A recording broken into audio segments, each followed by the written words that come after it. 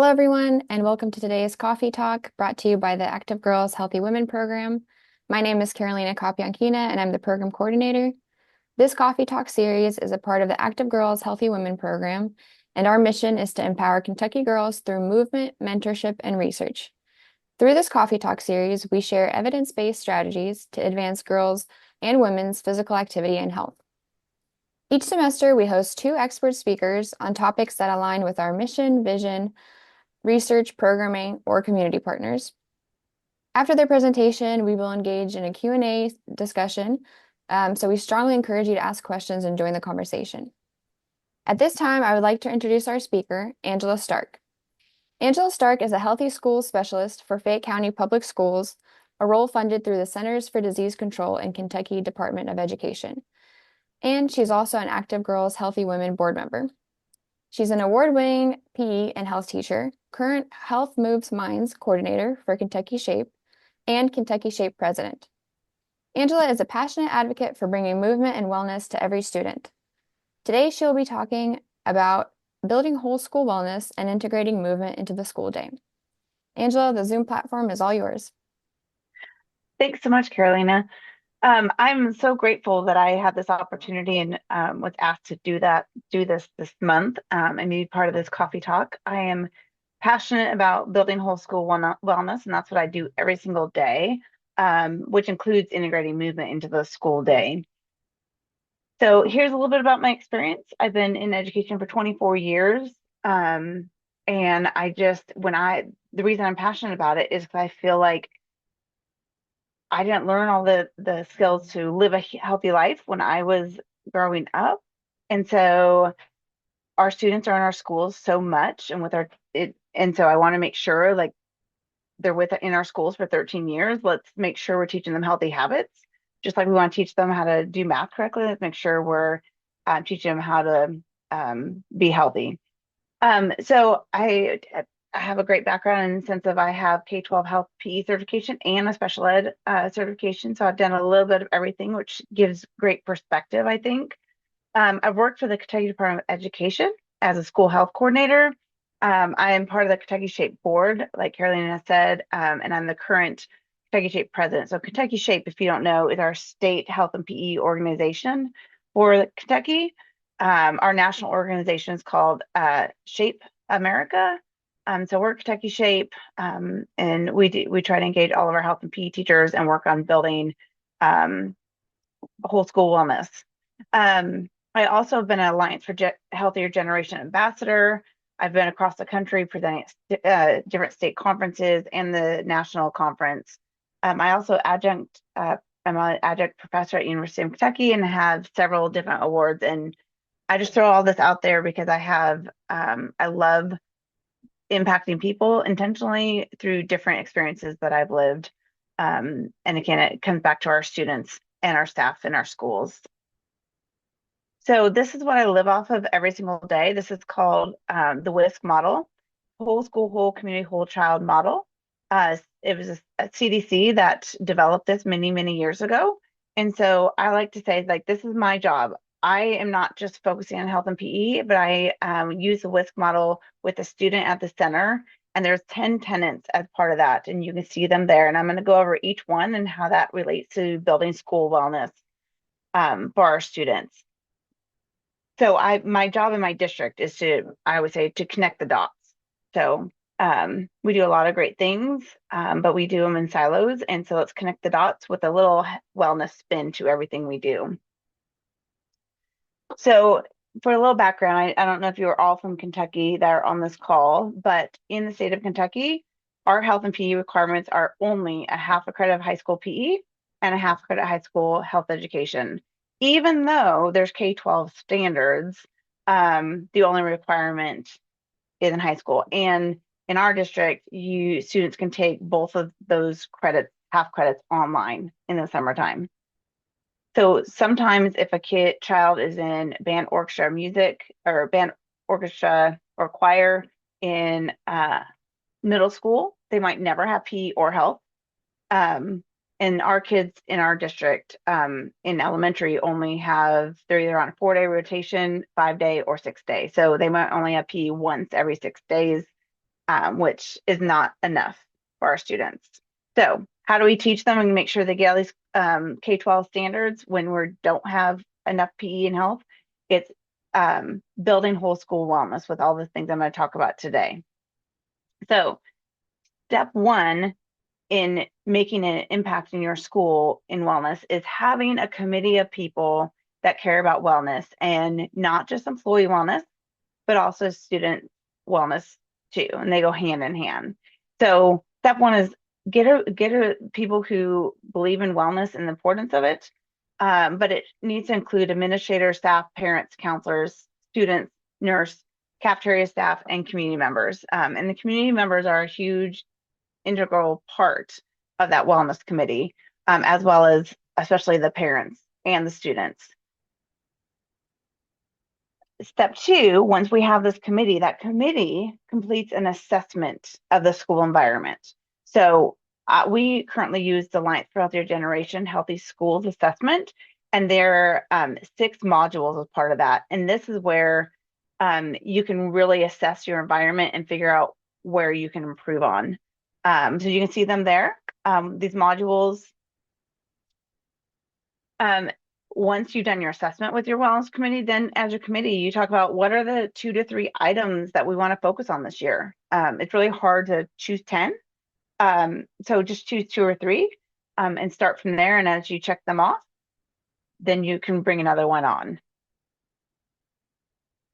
So I'm gonna go back to that slide real fast. So you have your action plan. Now, again, wellness committee, assessment, action plan, and then we're going to talk about all of the pieces that are going to be part of that wellness committee, which is the WISC, the whole child model.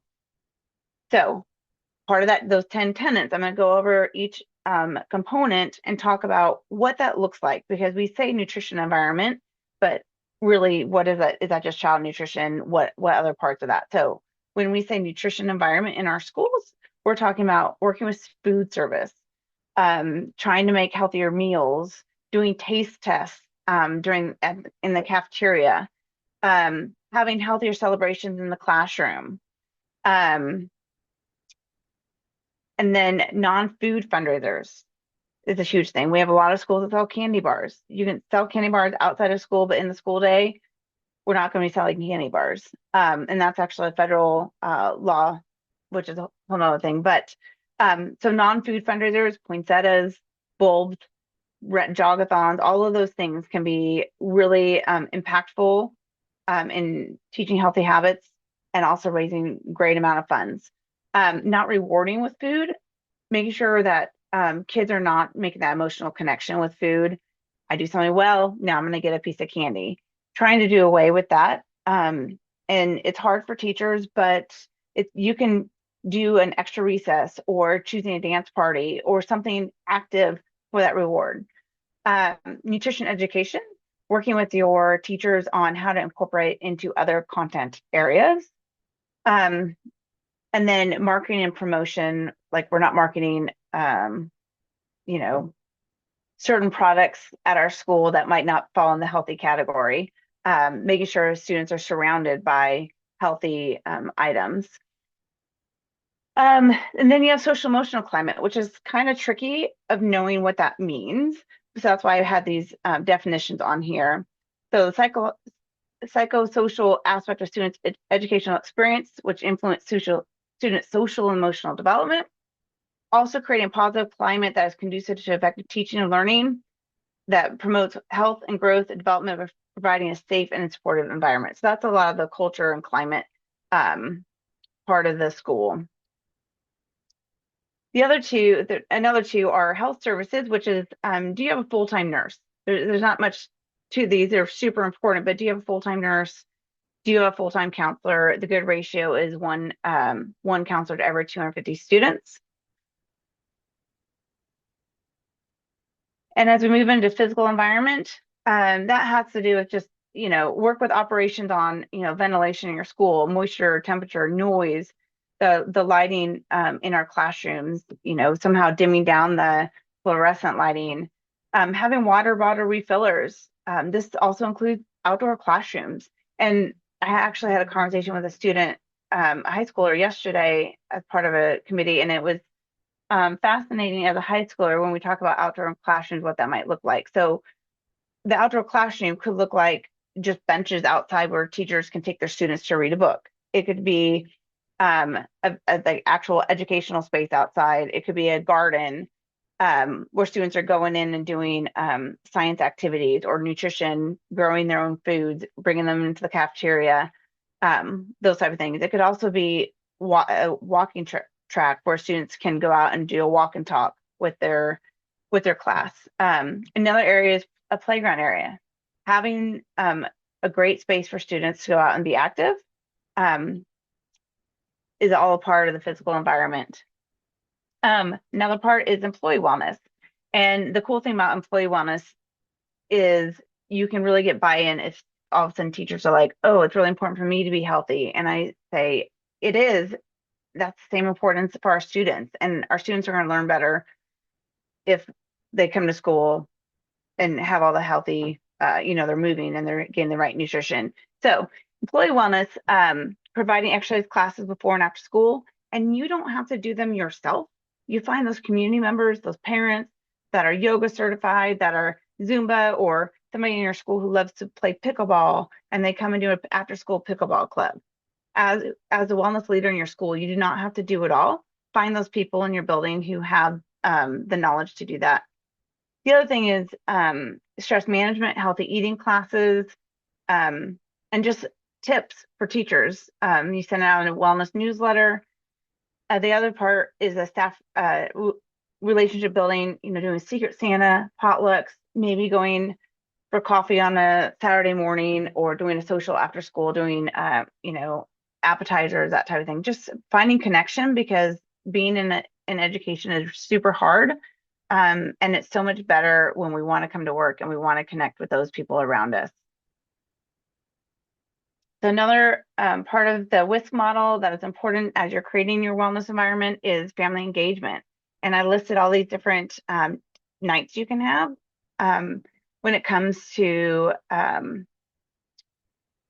connecting the dots for families, because I always say to my students that, I'm teaching you these healthy habits, but we also need to, sometimes our parents don't know. So we need to engage our parents in what students are learning at school. So let's have these, a mental health night, parenting strategy night on, how to set boundaries for phones and how to get why students need sleep. And there's also through Active Girls, Healthy Women, there's a Families Moving Together program that UK students come into our schools and do preschool biking, or they do a lot of engagement events, health fairs, those type of things, and just getting parents to move with their kids. And it's super important. It'll stick much better if our families are doing this together, but also having healthy cooking classes. Family to PE week is my absolute favorite activity as a PE teacher. It's basically a whole week based on your schedule that your families come into your PE class and do class with their students, because it's really important that our parents, sometimes we have a bad rap as PE teachers, unfortunately, that we're going to sit in a chair, we're going to roll a ball out. That is not quality PE, and maybe that happened way back when, but getting our families in the school buildings, into our classes, seeing what quality PE is and why it's important. It was my favorite time of the year. I mean, parents would email me the next day and say, oh my gosh, I'm so sore from that fitness activity we did. And, I always choose an activity that maybe not everybody knows how to do.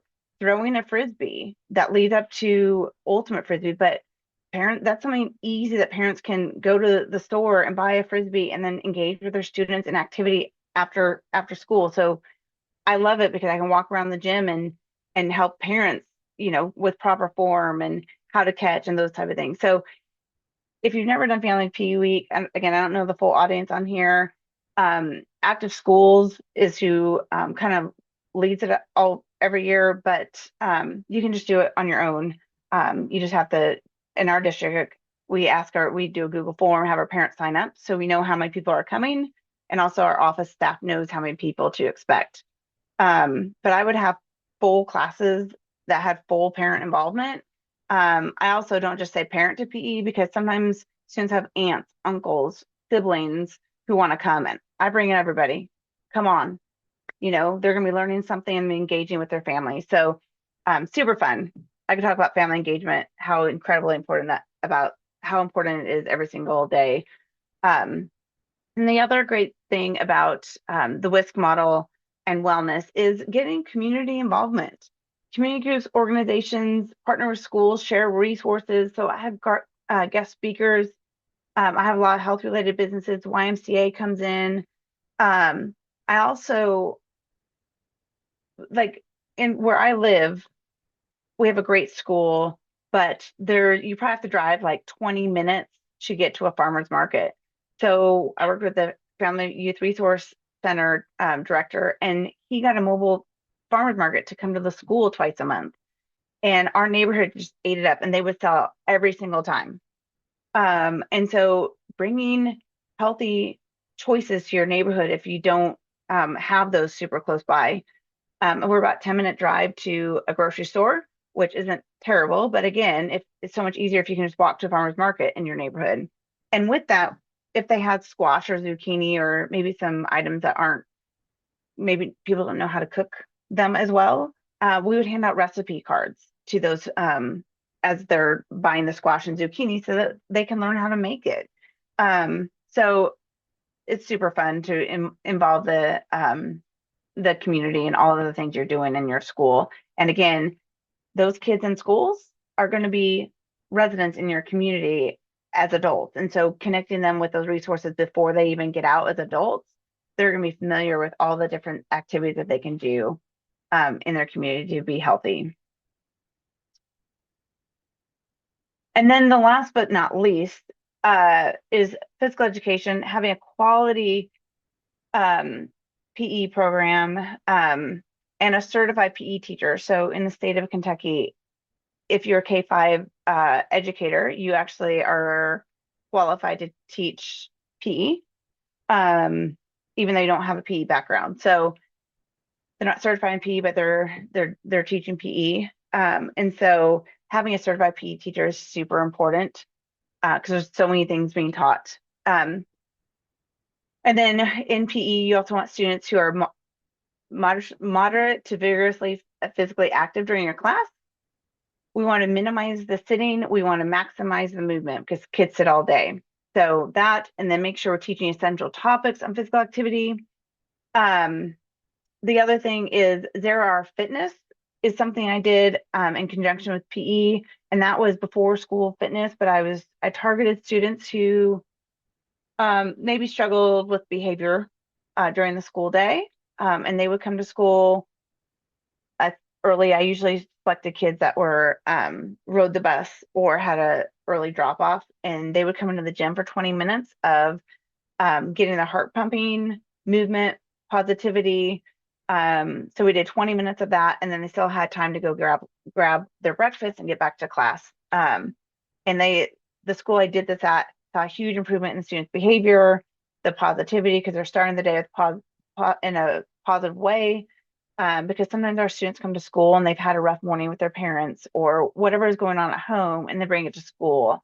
And this was a really good way of, again, increasing their heart rate, get that blood pumping so they're ready to learn for the day, starting the day with a positive role model, something that then they're doing things that they love to do. So doing a 0 Hour Fitness class is super awesome. Or just a before school movement. I also had a school that every student, when they came in the building, they started walking, and we had a lap, and they just walked and talked with their friends. And they had the choice to go eat breakfast or they were walking. And the students loved it. This is middle school. They could be social with their friends. They fought me in the beginning, not gonna lie, when it's middle school, but at the end of the day, they just started embracing it. And it was very impactful in starting to build this culture of wellness in our school. And then health education, having a certified health teacher, and then teaching skills-based health education. And this is a new term. Well, it's not really new at this point, but it's 3 or 4 years old, maybe a little bit longer than that. But when I went to school, and maybe when you went to school, we learned health education, we learned content. We would memorize the bones of the body and all the muscles, and we would memorize that there's 4,000 chemicals in cigarettes, but that wasn't really going to change behavior of our youth. So we moved to skills-based health education, and I'm going to show you what that looks like, because I think this is really important when you're talking health education to understand this concept. So over here on the left is standard one, our national health standards. Standard one is the content. Okay. And then standard 2 through 8 are all the skills they're learning. Okay. So you have the content, but in the standard 2 through 8, you take the content and you embed it, because you can analyze influences on alcohol and drugs, and you can analyze influences on food and nutrition. And it's really the same concept. We want our kids to know the skills so that they can apply analyzing influences to everything they're doing. Accessing valid information. You want to learn how to access valid information on all those topics. Using communication skills, goal setting, effective decision making, all of those things. So content, skills. And I'm going to show again, audience wise, I'm not exactly sure, but let me show you. This is how this looks like when a teacher is planning it out. You have your content on the left, you have your skills, your standard 2 through 8 on the top, and you just pick your content that's going to go with each standard. So you're covering all the content and all the skills, and students are going to walk away with, again, knowing how to analyze influences, communication, decision making, goal setting, practicing behavior, and advocacy. All super important. So again, I did all that you have your 3 steps with the WISC model and all the things that can encompass when we're talking about action planning. I'm going to move to the why. Why is this important? And the other part of this coffee talk was integrating movement right into our school day, because our kids sit so much and they're often not engaged in the learning. But there's research that shows that if you get somebody up moving, they're going to remember so much more. They're going to have better behavior. They're going to have better attendance because they want to come to school because they're being engaged. So you can see this image here on the bottom left. After 20 minutes, that's what happens to our brain. So after 20 minutes, we got to get our kids up and moving. And unfortunately, especially our high schools, we have 90-minute blocks. So what is happening in that 90-minute block that's going to engage our kids' brain? So I try to, even in meetings with whoever I'm at, I always throw in a brain energizer after 20 to 30 minutes, because adults, we disengage after 20, 30 minutes also. So it's super, super important that we're getting our kids up moving in any type of way. Here's some other impact of movement in our schools. And the huge one is focus and behavior. Often we give consequences for behavior, but do we know why the kid is all wiggly in their seat? Probably because they need to move. So instead of giving them a consequence, let's adjust how we do and allow them to stand up and learn, right? There's no reason they can't stand up and learn, or get them an active chair, or set a timer for every 15 minutes, like every 15 minutes, do 5 jumping jacks. It's not punishment. It's just, that's what you just explain. That's what they need. Your body works differently, and we just need to move. But really the whole class would benefit from it. Not just students who struggle with behavior. So better retention, emotional regulation, making that connection to, oh, I'm so sad today. Well, let's go out to recess. Let's go walk. How does that improve our mood and our emotions? And then also brain development. And one of the next slides, I'm going to talk about a book, but it's been known to exercise and physical activity is called Miracle-Gro for the brain. It actually builds neurons. So it develops our brain.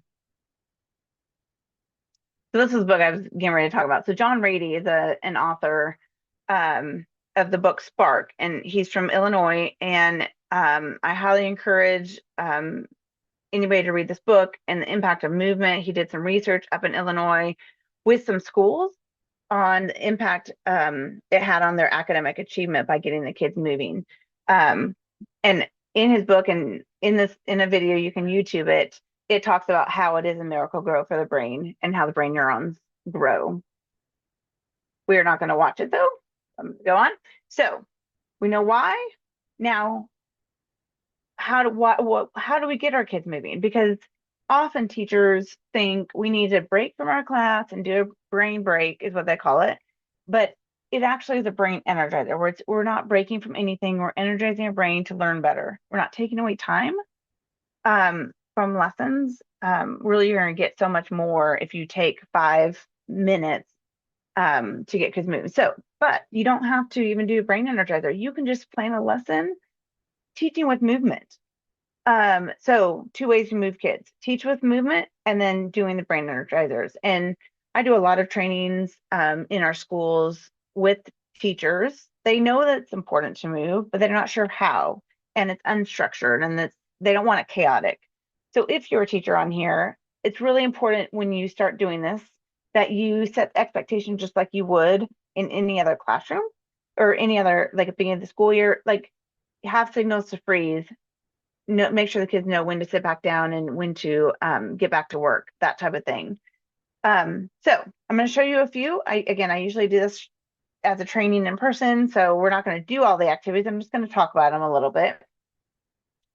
So a couple ways. This is called slap counting math. So you would face a partner and put your hands out like so, facing your partner, and you're going to do a cross midline activity while counting. So you would slap over. I'd go 1, 2, and then your partner would come back to mine and say 3, 4.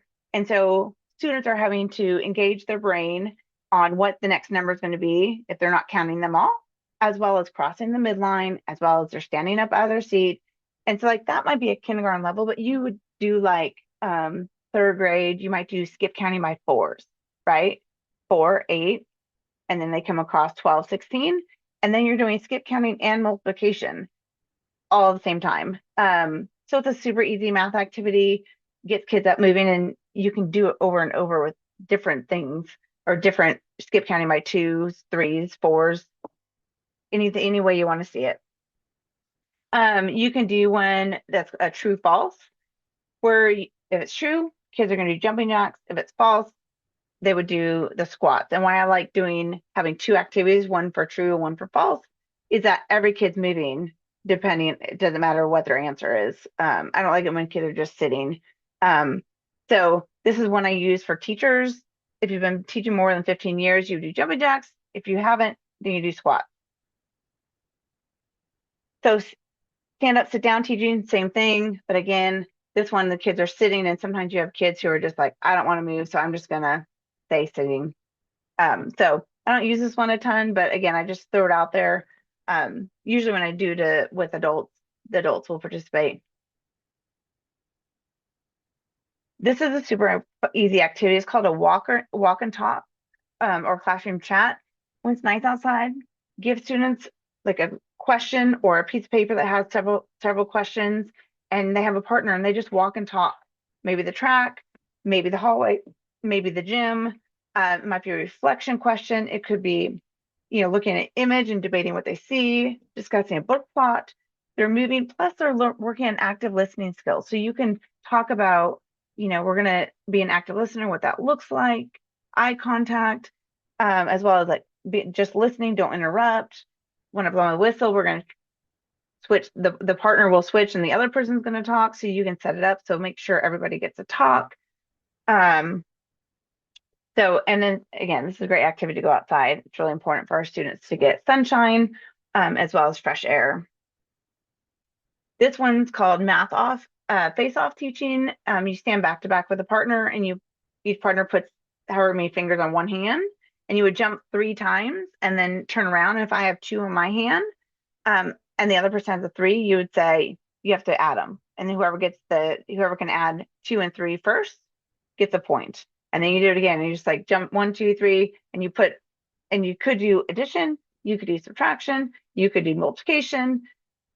Again, super easy way to teach math, basic skills.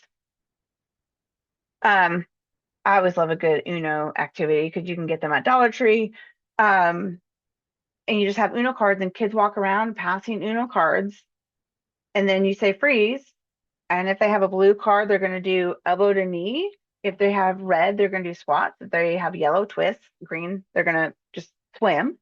But you could also just take out the wild cards and the skips and all those and only have numbers.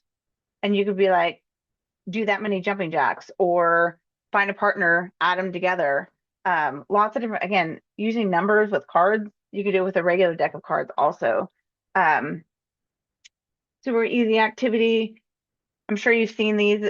I don't know why they're not showing now, but um,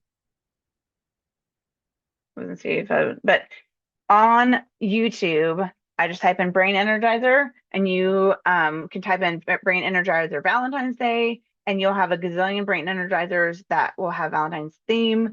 Some of them I really love that are, I'm not really a big fan of this or that because there's a lot of standing around, but there's some that are, it feels like you're in a video game. It's like grab the heart, and so kids are grabbing the hearts on the screen. They're running through a forest grabbing the hearts, and then they're jumping through a wreath or whatever. And so it just makes you feel like you're in a video game. And, our kids live in that world so much that they're moving and they don't realize they're moving and being active. I really wish they would show, wish this was working. Um, Movement sticks, you can buy on Amazon or this website here. Um, but you can have your students make them too. Just give them popsicle stick and say, put an exercise on it that we could easily do in the classroom. Some students are going to be like, let's do push-ups. Well, you can do push-ups, but you don't want to do something that you're laying on the ground. You can do push-ups on a desk. You can always modify things, but have your students come up with these cards, these sticks, and then when you're ready for a brain energizer, you ask a student to pull a stick and it squats. The whole class does squats, and then put it back, and then another student draws a stick and another activity, and they put it back. And so it's really easy way as a teacher, you don't even have to really plan what the activity is going to be. It's just pulling these sticks. Just a couple more, and then I'm going to wrap this up. But other teaching ideas: corners, walls, an ABC on each wall, multiple choice. You're assessing the students real fast. If they think it's A, they move to one wall. If they think it's B, they move to one wall. Using stations, gallery walk, walking through the hallways. Kids do something, where you have a reading passage or a picture, and they have to walk and evaluate or reflect on the picture, write it down on their clipboard, and move to the next one. And so you're walking and learning at the same time. I think pair share with movement. After I think, students find a partner across the room to pair and then share. Here's some, I'm not going to read all this, but there's great science ideas. You can read them. English or language arts, social studies, debates, moving to different sides of the room based on their opinions. Sidewalk chalk, I use that a lot. Get the kids outside. You can also, I don't have math on there, but you can go outside and have the kids measure different things outside on the playground. Again, they're outside, they're having to measure things in real life. And so it's super easy. And again, sidewalk chalk you can buy at the dollar store. All right, so I said a lot of information really fast, but I think, are there any questions? I think this is a Q&A time.